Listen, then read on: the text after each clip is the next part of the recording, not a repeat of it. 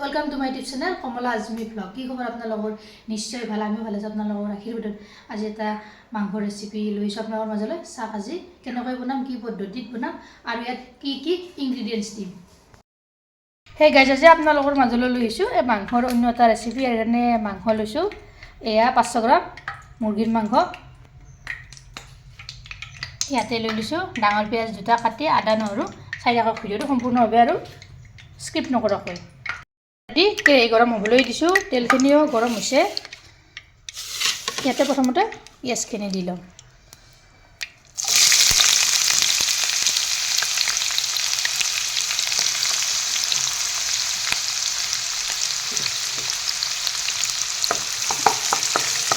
পিঁয়াজখিনি প্ৰথমতে ৰং চুঙোৱা কৰি লওঁ।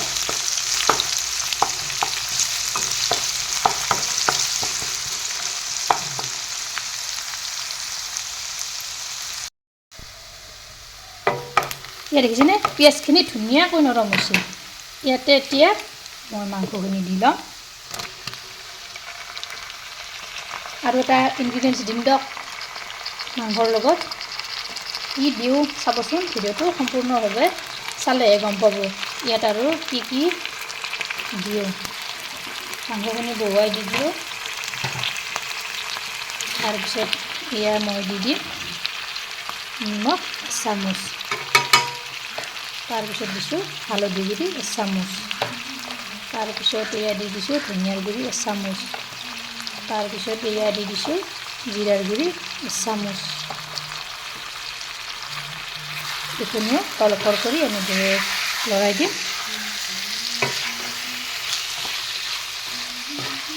হেতাখনেৰে এনেদৰে তলফৰ কৰি মাংসখিনি মই লৰাই দি দিম। ইয়াতে একেলগে অলপ জলকীয়া গুড়িও দি দিলোঁ। তাৰপিছত এয়া মই দি ল'ম আদা নহৰুৰ পেষ্টটো।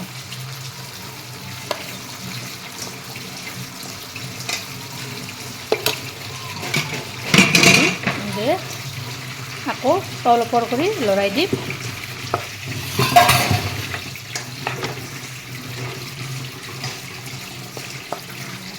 এয়া লৰাই দি দিলোঁ।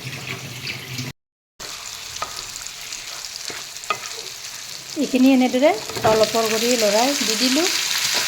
তাৰপিছত এয়া মই ঢাকনিখন এনেদৰে লগাই থৈ দিলোঁ।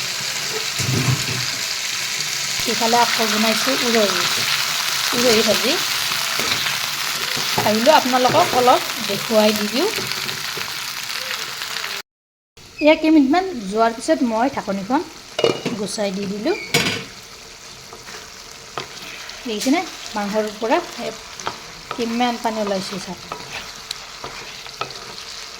এইখিনি মই এনেদৰে তলফৰ কৰি আকৌ লৰাই দি দিলোঁ। ইয়াতে এতিয়া কি দিম জানেনে? এয়া ফুলকবি লৈ দিছোঁ অলপ, ফুলকবিখিনি ইয়াতে দি দিম। ওপৰত এনেদৰে দি থৈ দিলোঁ। ঢাকনিখন আকৌ লগাই থৈ দিম। এই মাংসৰ পানীতে মাংসখিনিও ধুনীয়াকৈ সিজিব আৰু ফুলকবিখিনিও ধুনীয়াকৈ সিজিব। এয়া কেইমিনিটমান যোৱাৰ পিছত মই ঢাকনিখন গুচাই দি দিলোঁ।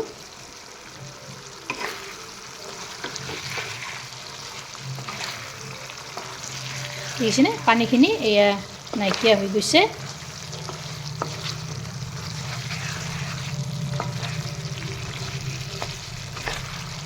পানীখিনি এয়া গুটিখিনি নাইকিয়া হৈ গৈছে। ইয়াতে মই পানী অলপ এড কৰি দি দিম। এয়া অলপ পানী এয়া দি দিলোঁ।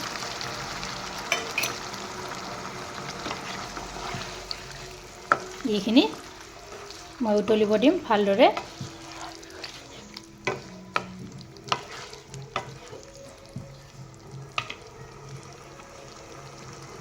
ইয়াতে একেলগে কেঁচা ধনিয়াৰ পাত দি দিলোঁ।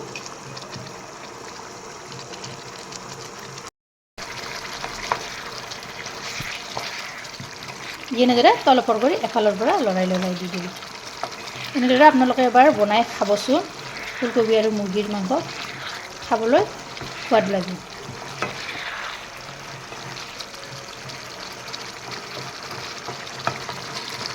পানীখিনি নাইকিয়া হৈ নেযালৈকে মই গেছৰ ওপৰতে এনেদৰে ৰাখি দিম।